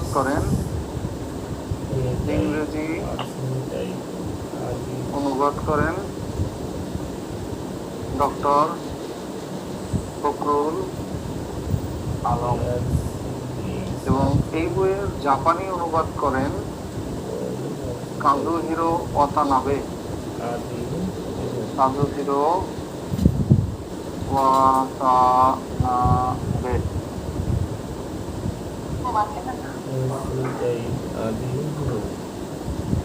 এবং এই বইয়ের কথা লেখেন যে এই বইটা মোট অনুদিত হয়েছে, বইটা মোট অনুদিত হয়েছে 20টি ভাষায়,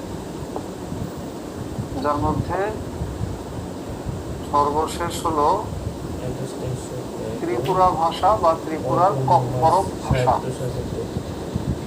আর এই বইটা এখন পর্যন্ত প্রকাশিত হয়েছে মোট 18টি ভাষায়। প্রকাশিত হয়েছে 18টি ভাষায় আর অনুদিত হয়েছে 20টি ভাষায়। গেল একটা বই, নাম অসমাপ্ত আত্মজীবনী।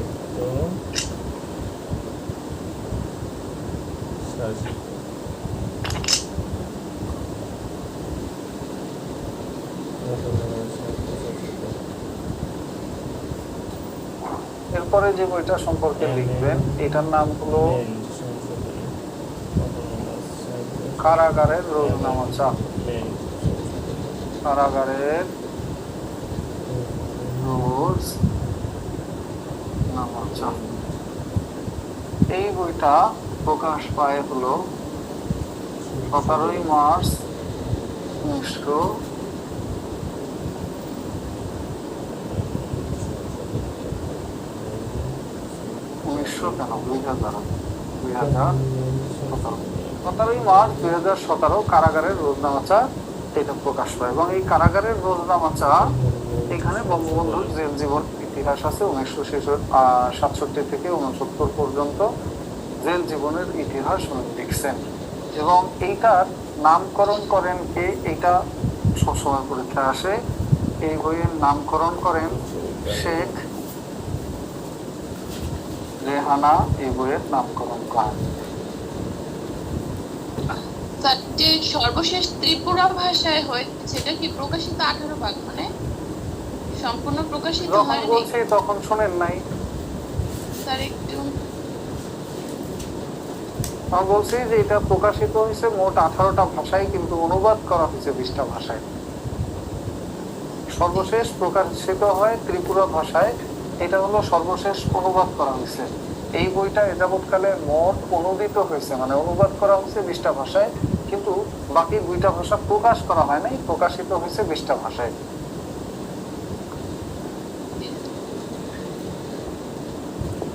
নেক্সট আসেন কারাগারের রোজনামাচা। এটার পরে আরেকটা বই তিনি লিখছেন, সেটা হলো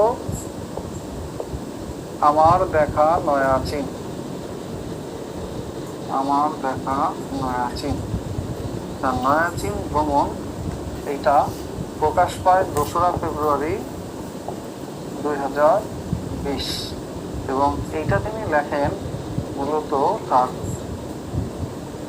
1952 সালের অবকাশ চীনের পিকিং সফরকে কেন্দ্র করে, পিকিং সফরকে কেন্দ্র করে। এবং এই গ্রন্থেরও ভূমিকা লেখেন মাননীয় প্রধানমন্ত্রী শেখ হাসিনা।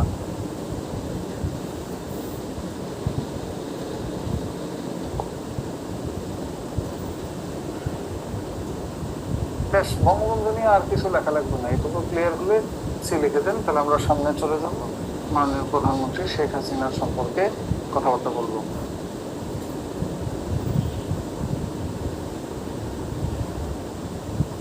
অবকাশ ওকে, স্যার লেখা হয়েছে।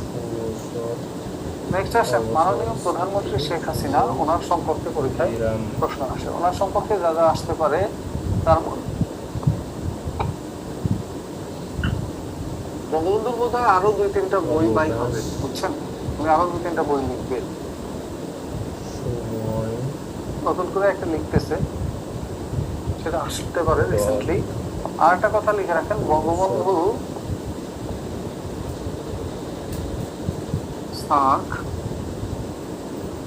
সাহিত্য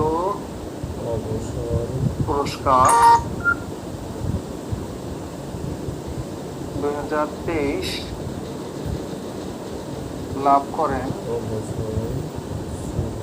আর 3টি বইয়ের, ওই যে বই 3টার নাম লিখছি, এই 3টা বইয়ের জন্য তিনি সার্ক সাহিত্য পুরস্কার 2023 লাভ করেন। স্যার ঢাকা ভার্সিটি থেকে যে একটা কি জানেন ছিল বঙ্গবন্ধু, ওটা কি বিশেষ সমাবর্তন, সেই জায়গায় একটা ডক্টরেট ডিগ্রি দেওয়া হয়েছে তাকে, দরকার নেই ওগুলো। সাম্প্রতিক অংশে এমনি করবেন, সাম্প্রতিক অংশে।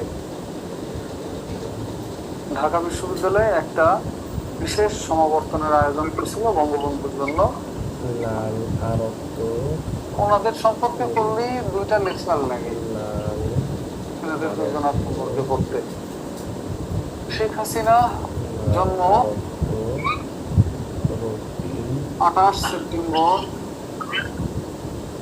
1947 এবং স্বদেশ প্রত্যাবর্তন ও বঙ্গবন্ধুর সম্পর্কে লেখেন স্বদেশ প্রত্যাবর্তন 10 জানুয়ারি 1972। বঙ্গবন্ধুর স্বদেশ প্রত্যাবর্তন 10 জানুয়ারি 1972। লিখছেন বঙ্গবন্ধুর স্বদেশ প্রত্যাবর্তন অর্থাৎ দেশে ফিরে আসেন 10 জানুয়ারি 1972। এদিন বঙ্গবন্ধু শেখ মুজিবুর রহমান দেশে ফিরে আসেন।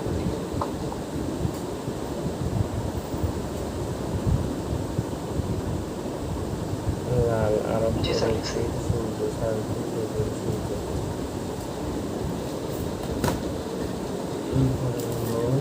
ওকে, তাহলে স্বদেশ প্রত্যাবর্তন দিবস কবে? স্বদেশ প্রত্যাবর্তন দিবস 18 মে 17 মে 1981। এদিন মাননীয় প্রধানমন্ত্রী দেশে ফিরে আসেন। ভারত থেকে তাকে দেশে ফিরিয়ে আনা হয় এবং তিনি সংসদ সদস্য হয়েছেন এ যাবৎকালে কয়বার? 7 বার। আর তিনি প্রধানমন্ত্রী হয়েছেন এ যাবৎকালে মোট 4 বার। প্রধানমন্ত্রী হয়েছেন এ যাবৎকালে 4 বার। এইটুকু ক্লিয়ার হলে লিখে দেন, তাহলে সামনে যাই। জি স্যার।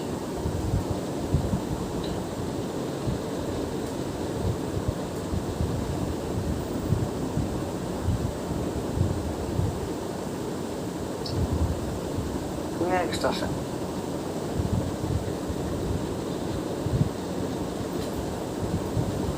তার সম্পর্কে যা যা জানবো তার মধ্যে প্রথমে হলো তার বই পুস্তকগুলো। তার বই পুস্তকগুলোর মধ্যে আছে শেখ মুজিব আমার পিতা, শেখ মুজিব আমার পিতা, আমাদের ছোট্ট রাসেল সোনা, আমাদের ছোট্ট রাসেল সোনা। আর লিখবেন হলো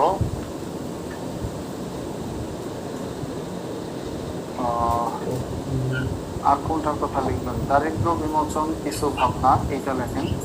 দারিদ্র বিমোচন, দারিদ্র বিমোচন কিছু ভাবনা, দারিদ্র বিমোচন কিছু ভাবনা। আর তার একটা গ্রন্থ লিখবেন, Miles to go, Miles to go. আরেকটা লিখবেন সবুজ মাঠ পেরিয়ে, সবুজ মাঠ পেরিয়ে। এই গ্রন্থগুলো মাননীয় প্রধানমন্ত্রী শেখ হাসিনার রচিত গ্রন্থ। এই কটা বই তিনি লিখছেন। স্যার দারিদ্র বিমোচন কিছু ভাবনা একসাথে নাকি দুইটা বই? একসাথে।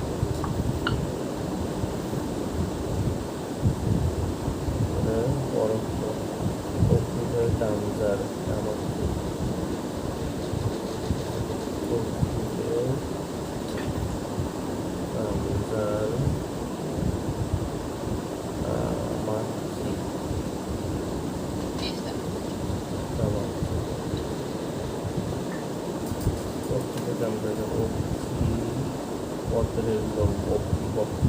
লিখছেন। নেক্সট আসেন।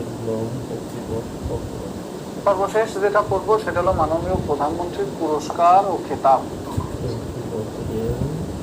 পুরস্কার ও খেতাব। তিনি পুরস্কার লাভ করেন কি কি পুরস্কার? 1 নম্বরে তিনি পুরস্কার লাভ করেন 2010 সালে এমডিজি অ্যাওয়ার্ড। এমডিজি অ্যাওয়ার্ড এটা লাভ করেন জাতিসংঘের পক্ষ থেকে বা ইউনাইটেড নেশনস, এটা তাকে দেন। এবং এমডিজি অ্যাওয়ার্ড দেন তাকে মাতৃ মৃত্যু হার ও শিশু মৃত্যু হার হ্রাসের জন্য। মাতৃমৃত্যু ও শিশু মৃত্যু হার হ্রাস করার জন্য। 2015 তিনি লাভ করেন চ্যাম্পিয়ন অফ দ্য আর্থ পুরস্কার। চ্যাম্পিয়ন অফ দি আর্থ এবং এই চ্যাম্পিয়ন অফ দ্য আর্থ পুরস্কারটা তাকে দেয় ইউনাইটেড নেশনস এনভায়রনমেন্টাল প্রোগ্রাম বা ইউএনইপি, এবং এইটা তাকে দেওয়া হয় পরিবেশ রক্ষায় বিশেষ অবদান রাখার জন্য। পরিবেশ চোখে দেখা যায় এমন রক্ষায় বিশেষ অবদান রাখার জন্য তাকে এই পুরস্কারটা দেওয়া হয়। দেখা যায় এছাড়াও তিনি 2016 সালে লাভ করেন চোখে দেখা যায় প্ল্যানেট 50-50 চ্যাম্পিয়ন। 50-50 চ্যাম্পিয়ন পদক। এই পদকটা দেয় তাকে ইউএন ওমেন, এবং এইটা দেয় তাকে নারী ক্ষমতায়নের স্বীকৃতি স্বরূপ। নারী ক্ষমতায়নের স্বীকৃতি স্বরূপ 2017 সালে রোহিঙ্গাদেরকে আশ্রয় প্রদানের জন্য তাকে যে খেতাবটা দেওয়া হয় সেটা হলো মাদার অফ হিউম্যানিটি।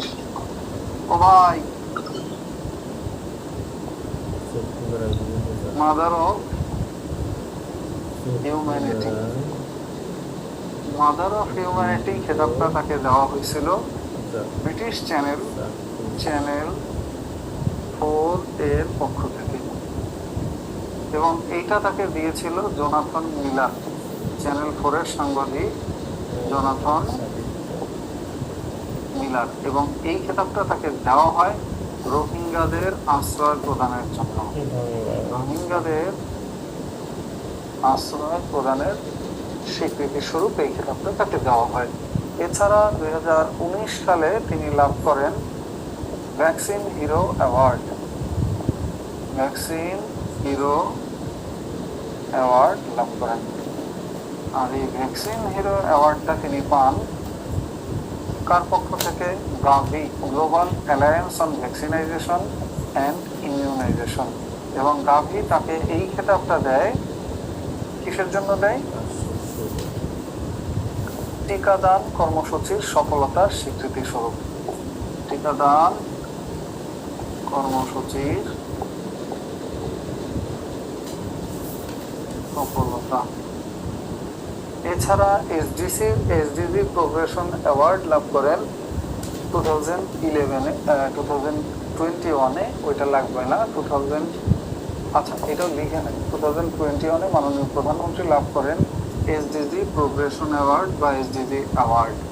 এইটা তাকে দেয় SDSN, sustainable development solution network, এবং এইটা দেয় তাকে এসডিজি সূচকের অগ্রগতির জন্য, এসডিজি সূচকে বিশেষ অগ্রগতি অর্জনের জন্য। সাল 2022 সালে তাকে দেওয়া হয় গ্লোবাল অ্যাম্বাসেডর ফর ডায়াবেটিস। এই খেতাব গ্লোবাল অ্যাম্বাসেডর ফর ডায়াবেটিস, তাকে এই খেতাবটা দেওয়া হয় কার পক্ষ থেকে? ইন্টারন্যাশনাল ডায়াবেটিস ফোরাম বা IDF এর পক্ষ থেকে। আর এটা দেওয়া হয় ডায়াবেটিস চিকিৎসায় বিশেষ অবদানের জন্য। ডায়াবেটিস চিকিৎসায় বিশেষ অবদান রাখার জন্য। এইটুকু ক্লিয়ার হলে বলেন।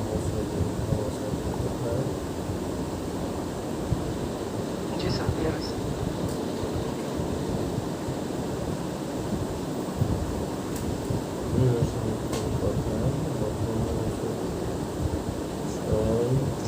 স্যার একটা কথা বলবো? বলেন। জাস্ট আমার এখানে মানে ইন্টারনেটের প্রবলেম হচ্ছে, বেশি হচ্ছে এখন বেশি হচ্ছে, মানে লেখাটা মনে করেন আমার একটু স্লো হচ্ছে, অর্থাৎ ঝাপসা আসে, ঠিক আছে? তো আমি এটা লিখে ফেলছি, পরবর্তীতে মানে যখন লেখাটা মুছবে তখন আমাকে মানে একটু সাড়া দিবেন, হ্যাঁ, যে লেখা হয়েছে কিনা। অনেক সময় দেখতেছি যে আমার লেখা একটু বাকি আছে, হালকা বাকি থাকে, এত বেশি না। আর লাগবে না, লেখাই শেষ আমাদের প্রায়। প্রধানমন্ত্রীকে নিয়ে আর কিছু করা লাগবে না, এই পর্যন্ত থাকবে। না স্যার, বাকিটা আমরা করে নিব। তার বাকিটা আমরা পরে নিব। Very good. আসেন, মাননীয় প্রধানমন্ত্রীর পরে আর যাদের কথা পড়বেন তাদের মধ্যে একজনের নাম হলো শিল্পী কামরুল হাসান। শিল্পী কামরুল হাসান উনি কেন বিখ্যাত? কারণ হলেন উনি বাংলাদেশের জাতীয় জাতীয় সঙ্গীত পতাকা এবং প্রতীক এটা ডিজাইন করছেন। জাতীয় পতাকা এবং প্রতীক এটা ডিজাইন করছেন এবং ওনার বিখ্যাত চিত্রকর্মের মধ্যে আছে এই জানোয়ারদের হত্যা করতে হবে, এই জানোয়ারদের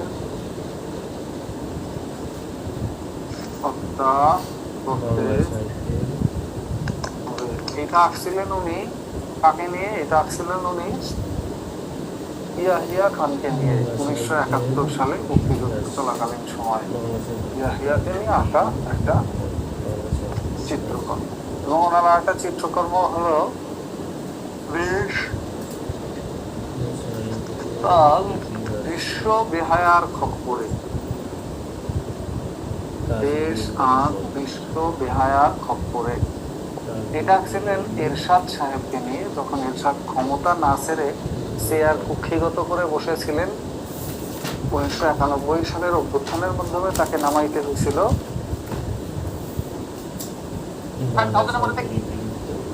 ওকে, তখন তাকে এখান থেকে নামানো হয়। কামরুল হাসানের পরে আর যার সম্পর্কে লিখবেন তার নাম শিল্পাচার্য জয়নুল আবেদিন।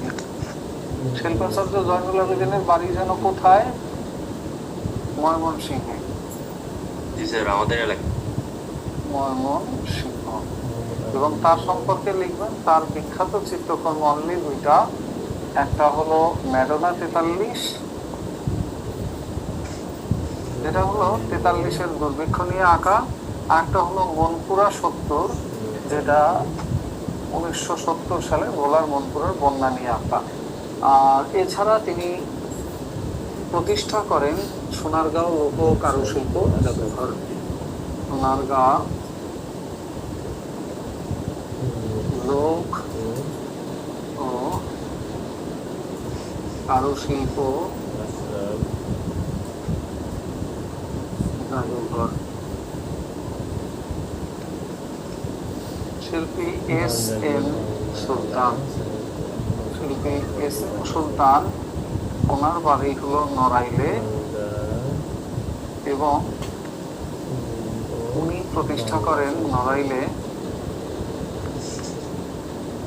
শিশু স্বর্গ, শিশু স্বর্গ ও তারুপীঠ প্রতিষ্ঠা করেন। শিশু স্বর্গ ও চারুপীঠ প্রতিষ্ঠা করেন এবং তার বিখ্যাত চিত্রকর্মের মধ্যে আছে চর দখল, হত্যাযজ্ঞ,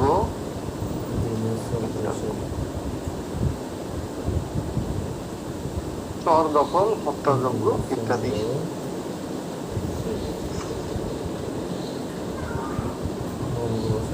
এটুকু ক্লিয়ার লিখছেন?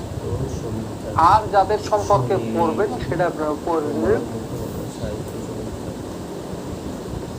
প্রথমে লালন শাহ, আব্দুল আলিম আর হাসান রাজা, এই তিনজন সম্পর্কে লিখে রাখেন।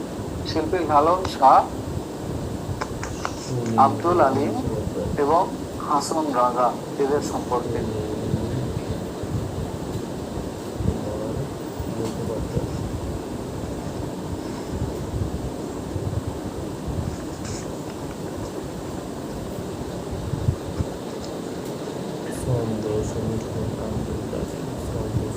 ওকে, আর এখান থেকে আপাতত ওরকম কিছু নাই পড়ানোর মতো বা নোট করানোর মতো। এরপরে যা আছে ওই যে আমাদের বাংলাদেশের ভাস্কর্য, এরপরে আছে আমাদের বৌদ্ধ বিহার, ঐতিহাসিক স্থানের নাম, এইসব জিনিসপত্র কি করবেন? সবগুলোই করবেন। বিসিএস এ রিস্ক ফ্রি না, বলে দিব যে এই কয়টা ভাস্কর্য করলেই কমন পাবেন, বিসিএসটা এরকম না। বিসিএস এর ক্ষেত্রে হয় ভেরিয়েশন আসে প্রশ্নের টাইপে প্রচন্ড পরিমাণে, তো ভেরিয়েশন হলে তখন একটা জিনিস মিসিং হয়ে যেতে পারে। এই জন্য সবগুলো ভাস্কর্য সম্পর্কে যেগুলো লেকচার শিটে দেওয়া আছে সবগুলোই করবেন এবং সবগুলো বিহার সম্পর্কে মোটামুটি আইডিয়া রাখবেন। যেমন পাহাড়পুর বৌদ্ধ বিহার কোথায়, এরপর সীতাকুল বিহার কোথায়, এরকম যে উল্লেখযোগ্য বিহারগুলো আছে চট্টগ্রামে, এরপর নওগাঁয়, এরপর দিনাজপুরে, অন্যান্য জায়গায়, এইগুলো। তো শেষ দিকে যেগুলো আছে এগুলো ওরকম করে পড়ানোর কিছু নেই, ওই জিনিসগুলো আপনারা পড়ে নেবেন। আর এই ছিল মোটামুটি আমার সাথে জার্নি।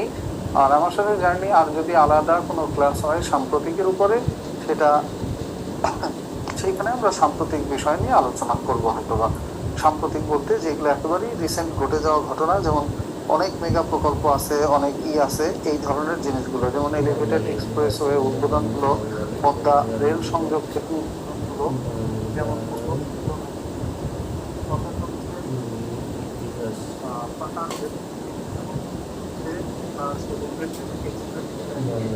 এই জিনিসগুলো আলাদা করে সাম্প্রতিক অংশের কোনো ক্লাস হলে হবে, আদারওয়াইজ এইটা আপনারা আলাদা করে পড়ে নেবেন। তো এই ছিল মোটামুটি আজকের মতো আমার সাথে আমাদের ইন্টারন্যাশনাল কি আপনি নেবেন না? ইন্টারন্যাশনাল। আমাদের অনেক স্যাররা আছেন এখন, অনেক কে নেয় এইটা ওনারা ফিক্সড করবেন। আমি বাংলাদেশ বিষয়গুলির সাথেই ছিলাম। ওকে,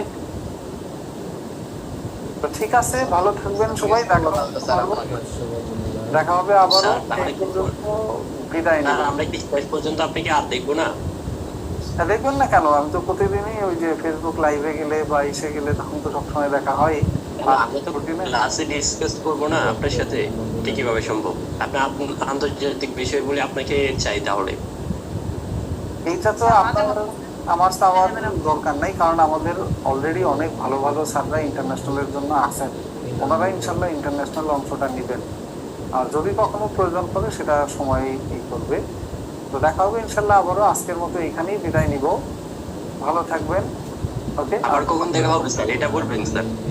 দেখা হবে, আবার কখন দেখা হবে এটা বলে যাবেন। হয়তো আবার কখনো দেখা হবে। আজকের মতো আমি এখানেই বিদায় নিচ্ছি। ভালো থাকেন। আল্লাহ হাফেজ।